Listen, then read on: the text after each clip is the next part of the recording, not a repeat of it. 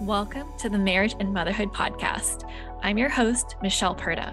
I'm a life and marriage coach for moms, wife, mom of 3, and I'm also an Aries, and for my fellow human design nerds, a sacral manifesting generator. This podcast is for women who want to be happier in their marriage as they navigate their journey through motherhood, even if you're like me and you weren't shown how while growing up.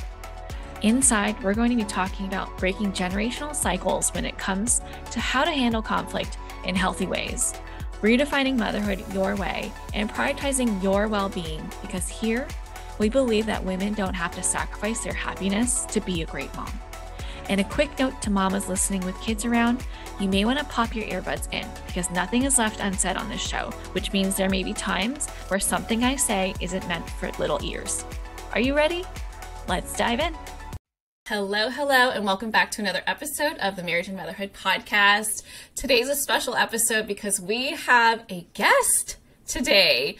I have Deanna Yates here. She's a clutter-free advocate, the founder of Wannabe Clutter-free, and the host of the popular podcast, the Wannabe Minimalist Show, where she helps busy families learn how to let go of the stuff holding them back so they can enjoy more time together, stop spending their weekends cleaning house, and wake up excited for the day ahead. I mean, that little blurb there, I'm like, oh, I'm super excited to interview you because I know I need to learn a lot about decluttering and organizing and all of that. But anyway, that aside, I'm so excited to have you here, Deanna, and have you as a guest to share with us your journey of becoming clutter-free and what it's done for your life and how you have turned this whole thing into helping other people be more intentional in their life, which is what I am all about becoming intentional and living an intentional life. So thank you so much for being here.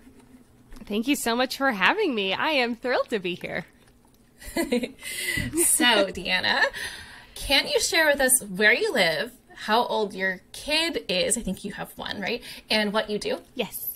Yep, sure thing, Michelle. So I am living in San Diego, California now. I'm a Californian, born and raised, but I did, after I became an adult, quote unquote, definitely left the state and traveled all around. So I've lived in quite a few different states and quite a few different countries. But calling my heart back here to San Diego. So I absolutely love living here. I have one daughter, like you said, or my husband and I have one daughter. Her name is Eleanor, and she is 9 years old.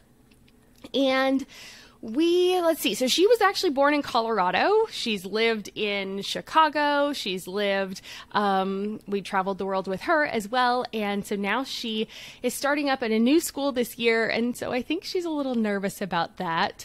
But it's been really good so far. So what else was there on there that I was supposed to answer? Sorry, I got a little carried away. Yeah, no, I love it. It sounds like she's lived in a lot of places for her young age. Yeah. Yeah. The last question is what you do. So I already kind of sure. briefly went over that, but I'd love to hear from you how you would like to share what you do with our audience here.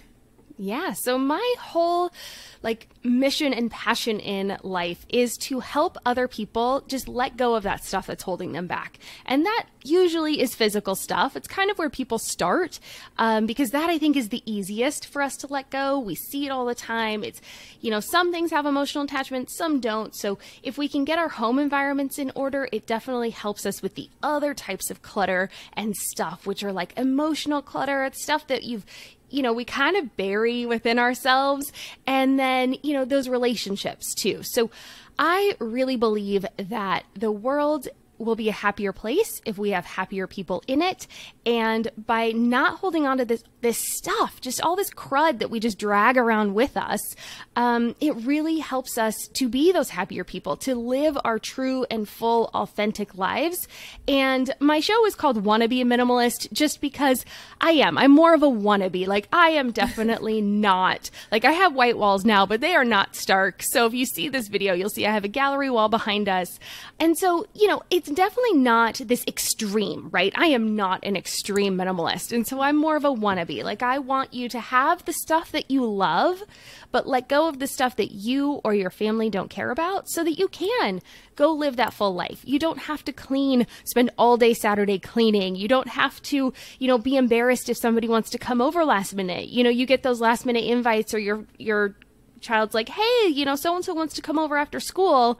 And you're like, yeah, sure thing. Come on over. It just opens you up to so many more possibilities, I feel like. And so that is what I am on a mission to help people do. Ugh, I love that so much. And I feel like you're like talking about me. I'm definitely more of like, I need to invite people over all the time so that I clean more, because I'm not that kind of person. Like, the only way I'm domestic really is that I love to cook, but the cleaning part is not my forte. Oh. It's just not. No, I don't like it. Yeah, no, for sure. Understandable. It's awful. But I do notice a difference for sure in, when the house looks great. I feel more proud of like our house, of myself, of our family, versus like, I know you accept me for me, but I don't like how this place looks, right? So I'm super excited to hear what you have to share with us. But before we get started in all of those amazing questions that we're going to get into, what led you to specialize in this? Well, I think it came down to, we liked to travel. And we moved a lot. Like, I already kind of hinted at that, right? So my husband's from Iowa. I'm from California. We went to school in Texas. Our daughter was born in Colorado. So like, that right there tells you we've spent a lot of time in different states. And when she was born, we were working from home. We were working on a business together. And so we had a baby and a baby business. And I just remember looking out the window, same view, day in, day out. Like, obviously was in love with her, was loving what we were doing, but I just kind of thought, we never leave this house. Like, we never leave practically these, this 1,000 square feet. What if we did this somewhere else? We could do this from anywhere. And so we did. We traveled. We spent 6 months traveling. We did a month at a time in a different country in Europe. I know, it was awesome. We started in England. We ended in Spain. We hit up like Germany and Greece. And I mean, it was awesome. So yes, that was fantastic. The traveling part was great. We sold probably 90% of everything we owned. I mean, we just kept, the baby stuff. We thought at that point we would have a second. We did not end up having a second. And so we kept, that kind of stuff, like the baby stuff that we would have when we eventually returned. And that, that kind of stuff. I'm not even sure. I don't even think we kept our mattress. Like, we sold so much stuff. And we kept like family heirlooms and those important things that you can't easily replace. But the stuff that was easily to replace, I mean, it was gone. We had one of those like pods, like the U-Box, 5x8. And that was it. Everything we owned fit in that, or was coming with us on the trip. Wow. And, you would think like, oh, that was it. That was the moment they became minimalists. It was not. Sadly, it was not. And I think this is where the passion came from. So we came back about 6 months later. We settled in Des Moines, Iowa. We were near family, and we thought, this is going to be the place, like, at least for now. And we're going to raise our child here, and this will be a good family place to raise her. So we bought the house and then started to fill the house, and then didn't really pay attention to when we were filling the house. And so then all of a sudden it was just like, all this stuff, we felt like we were just suffocating. It wasn't a very big house, and it was an old layout. So lots of, partitioned rooms. And so it just really felt overwhelming. And that was when I realized, okay, we've got to be more cognizant about what we do. And then I ended up taking a job in Chicago. So we moved again, which was really helpful getting rid of the stuff. And we were very particular about what we let into our life after that. But there was a flood in the building, and watching people in the building just freak out over stuff that in the end doesn't really matter, right? Like, I get that it mattered in the moment, and I get that you were upset, and I get that it was stressful. But being on the receiving end of someone's anger and stress when I had no ability to change it. I did not cause it. It had nothing to do with me. And yet I was the person on that end. It really opened my eyes to the fact, like, okay, I need to help people like deal with this. Like stuff is not that important. And in the end, like it's just stuff. It was just a rug, or it was just like, I get that it was unfortunate, but like, is it really worth like ruining like that whole year for yourself because you were so angry, like letting your anger get out of control and ruin like, I don't know, so much, right? Or just affect so much. And so that was really kind of where it started from, just kind of letting people know like, okay, we don't have to be so attached to our stuff, and we can, you know, we can enjoy life more without being so tied down to it. And it gave us so much freedom because we traveled again with our daughter when she was 5, and we did a year and a half this time in Europe. And being able to do that and not freak out. Like, we decided 2 weeks before we were going to leave to turn a 1-month excursion into a year and a half excursion. And it was because we didn't have a ton of stuff holding us back. Like, we didn't feel like, oh, I have so much to go through. I have so much to do. We had just, I mean, it was easy. We packed it up. We did it. The house I'm living in now, we moved within 2 weeks notice because it wasn't that hard. Like, I packed it up myself. You know, my husband and I moved it ourselves. You know, we had a U-Haul truck. And so that is the kind of stuff that less stuff and living clutter free and only keeping the stuff you want allows you to do it. It just allows you to have that freedom and just be able to say, yeah, that's what I want to do, or that's what I want to do, instead of being like, oh, but I can't because blah, blah, blah. Yeah. Yeah. So thank you for sharing that. What an incredible story. Like, long story. No, I love it. I'm here for it. And it was super unique. Like, I don't know anyone that has done all that. That is so, so cool. Like, I cannot imagine our family just like traveling for a year and a half. Like, that is like so out of my realm of imagination. That is so incredible. So with all the clients that you've worked with, what have you heard most often about how living clutter-free made their lives better? Can you share that? Oh, yeah. I mean, I think it is a lot of what I shared too. Like, it's just that feeling of being lighter, the feeling of giving yourself time to explore things you wouldn't have explored before. You know, I have, there's one woman who loves reading, but she never had time to read books that she wanted to read, right? Like, she was always busy just keeping up the house. And so now she has time to read fiction books that she loves getting lost in. And, you know, less arguments between family members and less temper tantrums with your kids and, you know, just less stress, right? I mean, that feeling of being lighter in life, I think, is kind of the general overall, and feeling back in control, right? Yeah. I hear that one a lot too. Like, I just felt like my life was so out of control. I didn't have things, you know, in order. And now I have the ability to feel, like you said, like I feel proud. I feel, you know, I feel like I can do more because things are in order. I feel like I can, you know, say yes more. And I think those are the things that really jazz me up. And those are the ones I hear the most: in control, feeling better about the situation at their house. Yeah. I love that. So because this is called the Marriage and Motherhood Podcast, has anyone ever shared how decluttering has improved their relationships, like with their kids, with their spouse? Or even I can personally? Speak from my own experience. Yeah, for sure. So I would say, and a lot of it does come, so I'll talk personally to me, and then I can talk a little more generally to other things that I've heard.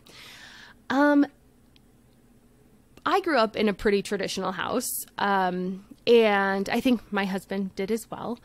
And so those kind of stark differences in roles in the house, right? Housekeeping roles and that kind of stuff. I mean, definitely we were raised in those kind of traditional homes. But my husband is fantastic, and he's willing to chip in, you know, definitely. I'm not saying that he's not. But we found that by dividing, it has really helped, right? But then that allows me to, like, having less stuff allows me to not have to do as much housework, right? Or we get to, you know, do it together. Or he picks the certain things that are, you know, he's good at, and then I pick the other things that I'm good at. And it just kind of helps with that that split and that divide there a little bit. I'm a big fan of divide and conquer. I don't think we should, all be responsible at all times. Like I found that sometimes when there's more than one person that is potentially responsible for something, it never gets done. Right? No one does it. And no it one's never taking gets ownership. done. Because they're always thinking like, oh, the other person will do it. Or if I don't do it, they'll do it. Or I don't really want to do it. So we'll just let them do it. But no one ever really does it, right? So I found that having less stuff allows us to see things in our home clearer, right? So you can see the clutter when there's clutter. You can see something that's dirty when it's dirty. Versus if there's stuff all over, it can be very difficult to do that. And that has cut down on a lot of those just nitpicking arguments of like, well, I thought you were going to do that. No, I thought you were going to do that, type of thing. So I think communication is a big one. And once you start to deal with your stuff, a lot of that comes to the surface, right? Yeah. You have to deal with this fact of why do I have this thing? And look at it more from, I try to get people to look at it more from a positive side versus a negative. So when you're decluttering or looking at the stuff in your home, I like to tell people to look at it from a perspective of what is the life I want to be living? Like, what is the marriage I want to have? What is the relationship with my children that I want to have? And does this thing help me get that? Does this thing help me achieve that? If you're into books and you like to read and you read to your family all the time, well, keep the books, keep them out, keep them front and center, like have that be the thing, right? If you like to play games, that kind of stuff. But if you are no longer, like if you don't want to be watching TV so much and you have a whole DVD collection, well, maybe it's time to let that go, right? Like what are the things that you really want to be doing and how can your stuff help facilitate that? And then I found that if we have less toys, because let's talk about kid stuff for a second. My kids love to throw their toys around like confetti all of the time. Interesting. Yes. Interesting. So one thing that I have found that works really well is having less toys, right? Yeah. And I think we know in our head, like, I think we logically understand that, like, by having less stuff, you're going to treat it better, you're going to play with it longer, you're going to appreciate it more. But in practice, it's very difficult. So one thing, I have a couple ideas. Do you want to go into decluttering toys? Do you want to talk about that? We can totally do that. Because like, I feel like anytime I get the chance to, I totally do it. I just walk around with a bag when they're not paying attention. And I'm like, I haven't seen them play with this for a while. In it goes. Yeah. So one thing, I had a guest on my show and she gave me this idea and it was so fun. And it's a little bit of upfront work for you. So maybe you do one category at a time. But she is all about like happy moving and like how to clean out your house for like a big move. And so at that point, you're going through everything anyway. So you might as well do this thing. But she has like a sales day. And so everybody gets a certain number of tickets or Post-it notes. Fun. And you put all the stuff out, like everything. Every single car, every single board game, every single book, every single, like all of the toys. They're all singly put out. Wow. Now, I would say like we're in the process of like selling a Barbie house. So, because it's my daughter, she's selling it. She's going to use the money to buy a different toy. That's the thing that works in our house really well for the big things. Yeah. So like a Barbie with its accessories, I would count as one thing, like a pack of markers. I'd count that as one. I'm not going to do individual markers, right? Okay. So I just want to like put the caveat there. Yeah. So it's not everything is singular. Let's use our brains. Okay. So, but you go around and they only have so many tickets, right? And so then they go around and they can buy the things or reserve the things that they want to keep. And so I just thought that was such a brilliant idea. If you have children that have a hard time letting go or picking favorites, this might be a really good way for them to be able to visually see it and do it. And what a great way to teach them how to be intentional, right? Yeah. To really teach them like, okay, what do you like the most? It's not about like, oh, well, it's mine. And I mean, let's be real. Like all kids are secretly hoarders. We have to teach them to not be because it's their stuff and it's really special to them. And I totally get that. And it's really hard to vacuum when there's so much crap all over the floor. Yes. Right? Yeah. So I love that idea. I'm Isn't that definitely a going to fun share idea? that with my husband and be like, when should we do this yard sale? Yeah. Like, The house sale. Yeah. Yeah. So that one's worked really well, I think. Yeah. that's amazing. And that's so simple too. Like you said, it's a little bit upfront work, but is it really? Because all this stuff just ends up on the floor anyway. I'm just really There you go. organizing it for them to look at. And it makes it fun too for them. It does. Yeah. And make it fun. So another thing that works if the toys end up on the floor, right? That's what you're saying. So you just said that. Look at the toys that are not on the floor. And those should be the those are first things. candidates to go. I love that. Such Yeah. simple, like logical, like duh moments, but it's like in the moment you're just like, Yeah. whatever, let's put it all back. I don't care. But that's a really great like visual cue for like things they don't use.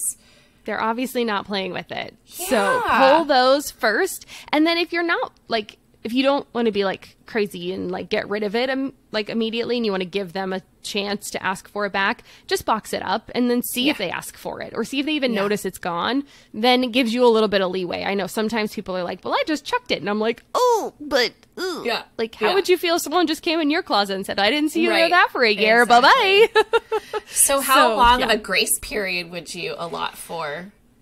I think it depends on their age. So I would say, actually, if they're younger, I might give them, I mean, I know their attention spans are so small, but I was always surprised when my daughter was younger, how like a couple months later, she would think of something. Like that to me was just so crazy. Yes. Like all of a sudden out of the blue, she'd be like, oh, what happened to my blue squishy ball? And I'm like, what blue squishy ball are you talking about? So she would just remember those little things. So I honestly think that littler kids might need to keep it a little bit longer than older kids who actually notice those things missing right away. Yeah. So I think it just really depends. And I think if you just kind of figure out, I don't know, I'd give it a solid month, if not a little bit longer. Okay. If you can, if you have the space. Yeah. Yeah. No, definitely. I like that idea. I'm like, I need to re-listen to this when we're done because this is I do great. that all the time on my guest shows. Yeah. All right. So you're already sharing lots of tips already. Are there any other ways that you can share with us how you can declutter quickly, right? Like as moms, we are busy. We are busy. Whether you're like a stay-at-home mom or work, like you're a working mom, either way, you are busy and you just want to get things done as efficiently as possible so that you can live your life, right? So what other ways do you recommend that us moms can declutter in a really like painless or less pain. I wouldn't say painless, but like less pain way in a way that doesn't take up like your whole weekend. Oh yeah, no. I like doing quick 15-minute spurts. Ooh. Like I don't think we have time to I am not all about dragging everything out from the garage and putting it on the driveway. That is not my jam. I've done it before. It's awful. No one likes doing that. And I think that holds people back from decluttering because they think it needs to be this giant daunting. thing. And they need to, it's so daunting. And they have to do everything. And if they don't do everything, then it's just not going to be worth it. But that's not how I roll. So let's do this. Okay, you're going to do 15 minutes and you're going to set the timer on your phone. And I want you to take a picture. We all have smartphones. Take a before picture. Pick one spot. This could be a shelf on the bookshelf. It could be the whole bookshelf. It could be a drawer. It could be a corner of the room. But I want you to focus on one area and you have to take the picture. Because I literally cleaned up an area in my house last night and already I'm like, oh, like I'm already like 12 hours later, well, a little bit longer than that, but I'm already like, okay.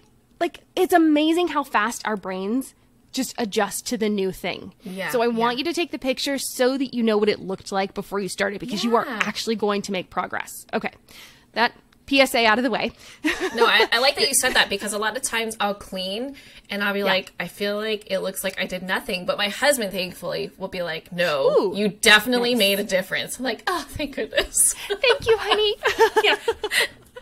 You get an Thanks. A. I needed that. Yeah. I'm all about my love language is words. So I definitely need the positive affirmations or the positive reinforcement for sure. So, okay. That would make my day. All right. Back to the question at hand. 15 minutes. Take the before picture. You're going to take three things, basically. You're going to have a garbage bag to throw anything that is garbage and not usable. Even if it's something you're like, oh, but someone can use it. If it's not usable, throw it away, please. I know people get really hung up on being environmentally friendly when they're throwing something away. But if you used it and you used the life out of it, then it's okay to let it go. Like, show yourself grace and compassion and let it go, please. Yeah. Because it's good for your mental brain. Okay. Number 2 is a box. Anything that's donatable, put it in the box that you don't want anymore. The third thing is the secret, and it is a laundry basket or some sort of basket. If you don't use a plastic laundry basket, another box, but it's your put away box. It's the thing where it's like, okay, I'm keeping this, but it goes somewhere else. So because we only have a short amount of time and we've got to make the most progress we can. So I don't want you to get hung up in putting something away or going and putting it in a pile somewhere else, or even just a pile on the side, because that pile then just kind of oozes everywhere. So you put it in a basket or a box so that you can pick it up and walk around your house when you're done and put the stuff away where it belongs. And that's it. Honestly, 15 minutes, you can make a ton of progress. Wow. Take an after picture and you will feel so much better. And then try to do that every day if you can. And if you can't do it every day, do it a couple times a week. It will make a huge difference in your life. I love that. It really allows you to just focus on like one specific area without feeling overwhelmed. And you're making less decisions with the approach that you're taking too. You're making it super simple. Okay, is it A, B, or C? There's only 3 places we can go. I love that so much. Thank you. Thanks. You're welcome. Yeah. So when it comes to like your vision of how you want your home to be like, what's your process when it comes to going about that? And how do you align it with your husband when it comes to having these, like, because you mentioned communication is really important, and I'm all about communication, right? Like, without that, like, everything will just go to shit. But when it comes to your specific experience, and as well as your clients, what have you found to be really helpful to get on the same page with them? Because sometimes husbands are like, no, I'm not spending my time doing that. I don't really care. You do it, right? Like, how do you support your clients through that? Well, so there's a couple questions you asked in there. One was, how do you give your room purpose or a vision? How do you first find your vision? So let's start there, right? Yeah. So we need to know what we want before we can ask people to join us. And so I think the first thing you have to do, what I tell people to do, is give each room a purpose. Now, each room could have different zones, and those zones can have different purposes. But like your kitchen is for cooking. You know, you're not going to store things that don't pertain to cooking in your kitchen, right? Like you're not storing your pillows and your extra linens in your kitchen, right? Just like you're not storing your silverware in the linen closet. So things in life, I use that as a really silly example for people to like go, oh, right. Okay, that makes sense. Because there are so many crossover areas, right? Like you could have business supplies end up in the dining room, or, you know, that kind of stuff is really easy to kind of seep into different areas. So we try to give really crazy examples so people are like, okay, got it. So that's the first thing, going around your house and establishing like, okay, what are the functions that this house needs to perform, and what rooms do those where do those functions happen in our house? I think that's helpful for number one. Number two is establishing the emotions you want to feel in those spaces. Ooh, like the vibe. Yeah, the vibe, how you want it to feel, how you want to be, like what you imagine happening there. So in your living room, you know, this is going to be, you want it to be cozy, and you want it to be inviting, and you want it to be, you know, family oriented. If you're, obviously this is the Motherhood Podcast. So, you know, we're talking about, you know, having a gathering space for our family and our friends, right? So that has a different connotation than, let's say, your bedroom, which is, you know, sacred couple space, and, you know, you're in, that's your relaxation space. And so those have different emotions. And so you need to think about that for the things we store in there. And if there's something that gives you an icky emotion and you have to keep it, get it out of whatever room it's being held in, right? Because things, I don't think the things themselves have feelings, but they definitely, our feelings get attached to things. Right. And when we see them, they're visual reminders and cues of how they make us feel. So Yes. we have to be really cognizant of that. But if it's something you have to keep, put it in a box or something where it's closed off so you're not actually seeing that thing. Okay? Is that helpful? Put it in the garage if you can. But if you need access to it, make sure it's like put away somewhere. Usually that helps. Like my printer, I don't keep it on top of my desk here. I put it in a drawer so I don't have to see it. It's just visually not appealing. I don't really feel guilt about my printer or anything, but I'm just like, I don't want to look at it. Okay, so that's kind of how I would say to set up your vision and purposes in the house. But the other thing is to have that conversation with your family. Mm-hmm. What do they see happening in these spaces? How do they want to feel when they're in these spaces? It's going to be different for your child. My child's 9. So her idea of the emotions and what happens in these spaces are going to be different than what I foresee them being, right? Like, our bedroom for her is come in and cuddle in the morning time, right? Like on the weekends.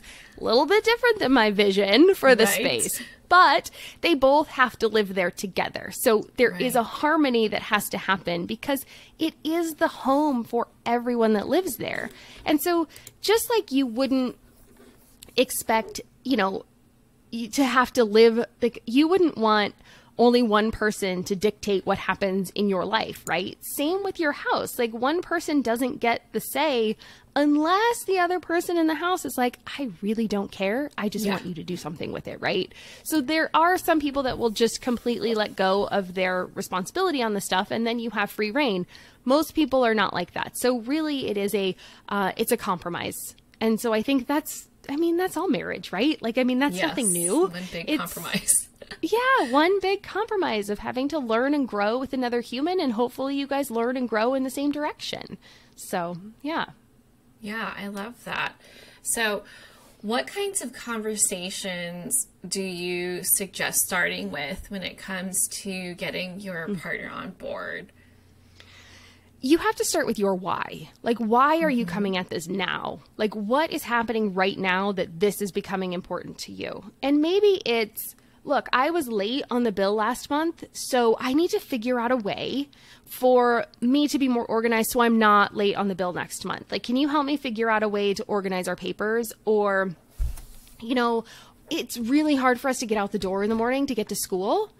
We need a better system. I would like us to have a better system so that it's less stressful, so that there's less yelling in the morning, so that we're not so frantic. So do you have any ideas for how we could maybe implement that?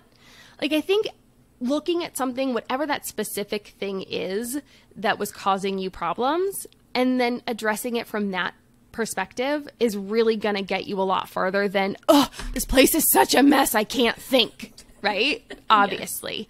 So I think it really is, what is the most important thing for you? What is causing you pain and turmoil right now?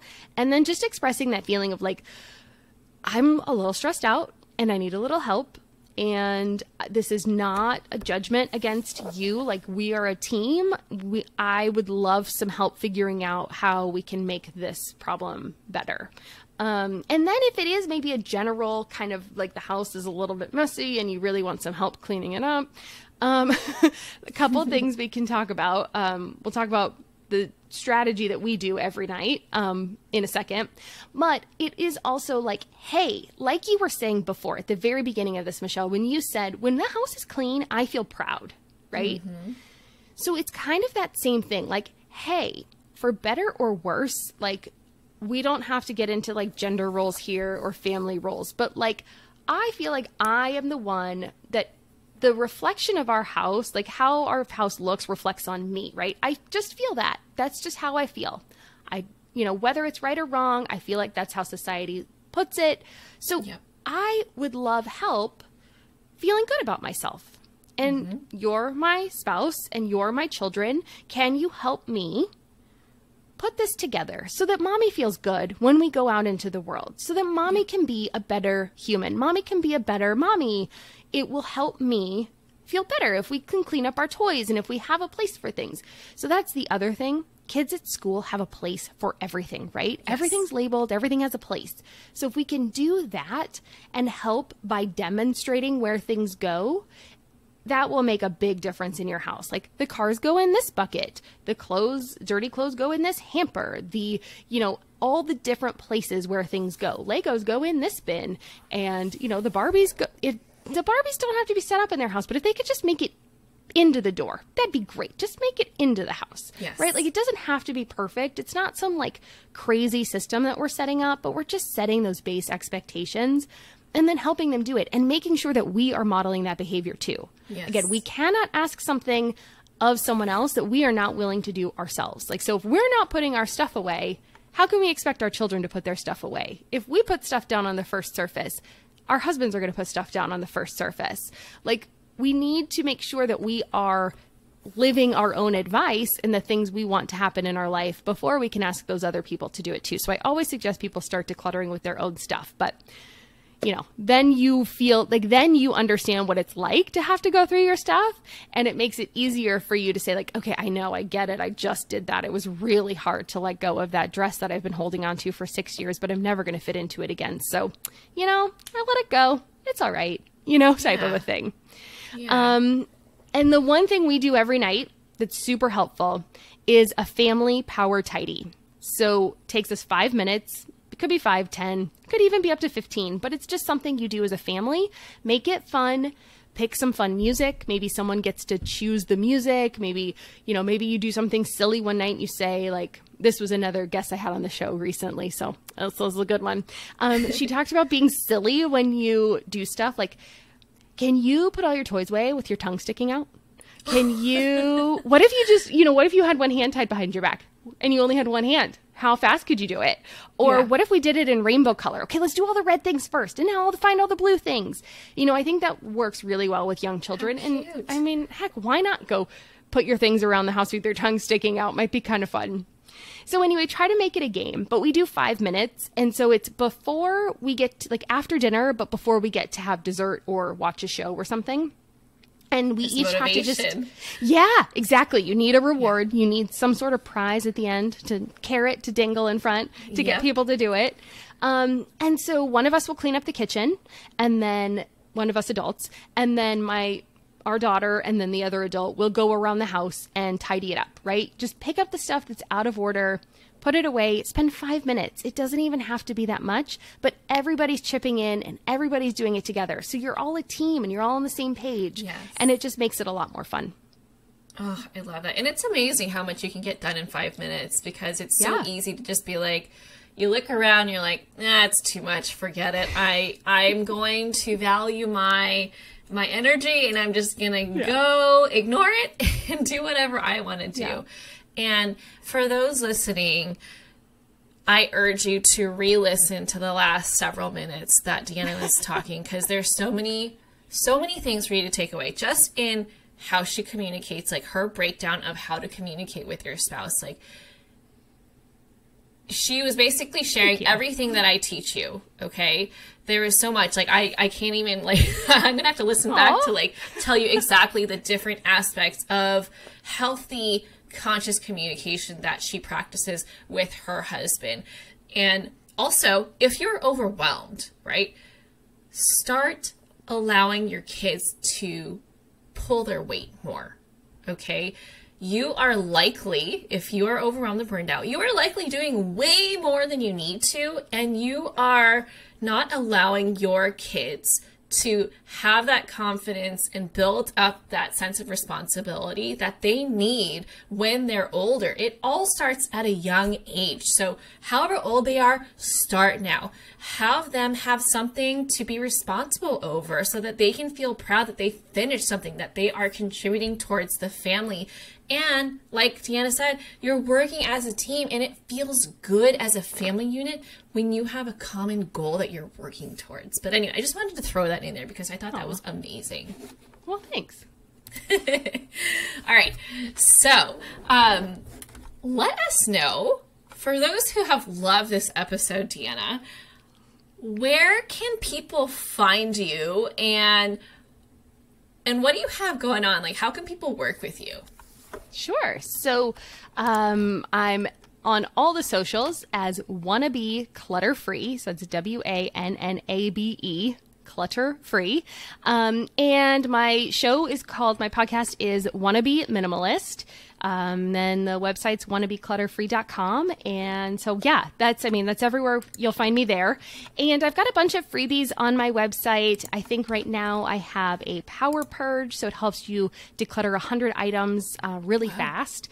I've got a French capsule wardrobe. So if you're into wanting to minimize your clothing, this shows you how to make 72 outfits from just 12 articles of clothing.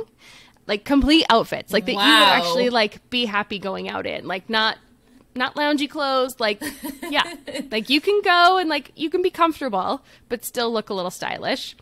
And the last one is, the Happier at Home Guide. And so it's just 5 things I do every day that really help keep our home clutter free and just help it run a little bit smoother. And like I said, I want the world to be filled with happy people. So that's kind of my little guide there. I love that so much. Okay, yeah. She has a lot. We're going to include the links in the show notes for you to get all of that goodness. But before we part ways, I love to do something fun with my guests. I like to ask them questions so that our listeners can get to know you better. Are you ready? Mm-hmm. I guess so. Let's do it. I'll probably share way too much, but this should be fun. I'm here for it. I'm all about transparency. What's a food you can eat every day and never get sick of? Oh, that's easy. Tacos. All day, every day. Yes, tacos. Especially with where you're from, San Diego. Yeah. So tacos. Good. So good. I love it. What is your favorite meat for the taco? I don't actually eat anything with 4 legs. Just kind of a preference. So, kind of a taste preference actually. It's been like 30 years. So let's see, chicken or tofu actually. Actually, fish is really good too. It's too hard. Too many things. Yeah. Too many good things. Yeah. Awesome. What's your favorite place to vacation? Portugal. Ooh, actually, yes, so that was one of our favorites on our time in Europe. Absolutely love it. It's gorgeous. The beaches are beautiful. Yeah. And the food is really good too. Yeah, food was great. So many yummy desserts. You couldn't go wrong. It was lovely. Oh, love it. What's your favorite trashy TV show? Okay. This one, all right, I'm a little embarrassed by this one, actually. It's trashy. It's for sure trashy. So we just finished season 2 of F-Boy Island on HBO. Oh, okay. I have not seen that. Yeah, that one's real good. Yeah. Yeah. So it's these 3 girls that are trying to find love, and half the guys there are nice guys, and half the guys are F-boys, self-proclaimed F-boys. And so they're trying to figure out who's who. You do actually find out before the end, like, I don't know, like 3 episodes before they actually pick what they came in as. So then it turns into this, like, you have an F-boy in your choice, and do you continue trying to date him, or do you just focus on the nice guys? Anyway. Oh yeah. That's a good one. Do the F-boys ever, like, change their minds? Like, oh my gosh, I can't tell you if anyone's going to watch it. I can't spoil it. No spoilers. You and I can talk offline if you want the spoilers. Okay. Sounds good. Okay, I have one last question. What's your favorite song to jam out to? Oh gosh, that's so hard. Oh my goodness. I definitely ebb and flow between music. It really is whatever the jam is of the day. Okay. So I used to run to Are You Gonna Be My Girl by Jet. That was like way back in the day. Lately, my daughter's been on a Greatest Showman soundtrack kick, so I've been listening to a lot of This Is Me. Yeah. And Come Alive actually is my other favorite on that album. Yeah, it's really all over the place. I totally get it. But I'm going to stick with those. Those are the ones that are coming to my head right now. I don't have like a go-to if I'm feeling down, throw this on. It's kind of just it's become an amalgam of whatever my daughter's into at the time. So we've been listening to a lot of Sing 2 and Greatest Showman. So good. Yeah, my daughter's been into Sing 2 and Frozen and what's the other? Moana lately. Yeah, can't go wrong. Can't go wrong with Moana. I do love me some Moana songs. Yeah. Well, thank you again so much for being on the show. I mean, I definitely am going to listen to this again because I'm really excited to utilize the tools that you've shared in my home because it could definitely use a facelift with all the stuff that we've acquired. And, you know, life gets busy with kids, but that's an excuse. So I'm going to be intentional about it, pick a space and go ham on it. So thank you again so much. If you love this episode, go connect with Deanna, go listen to her podcast, find her on socials, go to her website, download those freebies that she has to offer, and go start living intentionally. All right. Well, I hope you enjoyed this episode, and I will catch y'all next week. Bye. Thank you so much for listening to the Marriage and Motherhood Podcast. I hope that this episode helped you deepen your relationship with your husband and, more importantly, with yourself. If you know someone that this episode would help, please share it. All right. See you back here next week. Bye.